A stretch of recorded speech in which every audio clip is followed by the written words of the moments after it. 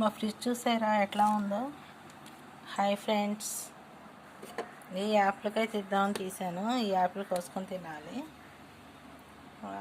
Fridge మాత్రం ఈ కూరగాయలు క్యారెట్లతో నిండిపోయిందండి. మాకైతే ఇంత నిండిపోయింది. హాయ్ ఫ్రెండ్స్, ఎలా ఉన్నారు? హాయ్ ఫ్రెండ్స్, మీరు ఎలా ఉన్నారు? బాగున్నారా? నేను ఎలా ఉన్నా మీరందరూ బాగోవాలని నేను కోరుకుంటున్నానండి. నాకైతే ఎప్పుడూ ఉన్న కష్టాలే.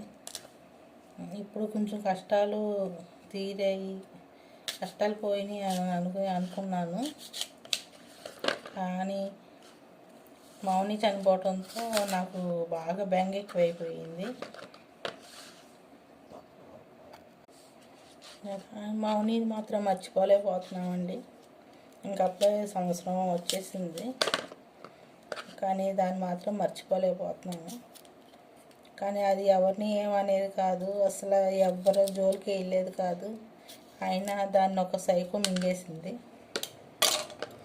ఆ సైకో కూడా నమ్మకంగా మింగేసిందండి మమ్మల్ని. అనుకోకుండా అలా చేసేసి దాన్ని చంపేసింది.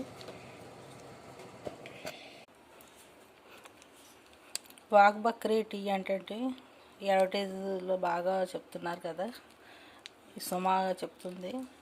ఇది ఎలా ఉంటుందా అని నేను ఇప్పుడు చిన్న ప్యాకెట్లు తెప్పించాను. ఇప్పుడు ఎలా ఉంటుందో తాగాలి. ఏది మరుగుతుంది, టీ అయితే మరుగుతుంది.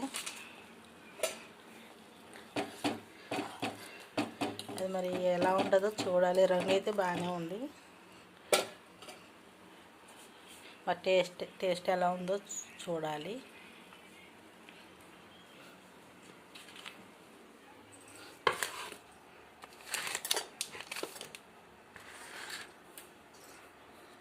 యాపిల్ అండి, రోజుకొకటి తింటే మంచిదంట. రోజుకొక యాపిల్ తింటే ఒక్క చుక్క బ్లడ్ పడుతుందంట.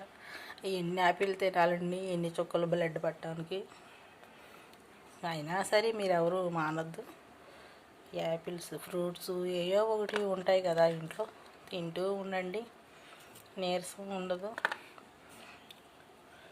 షుగర్ కూడా కొంచెం కంట్రోల్ అవుతుంది.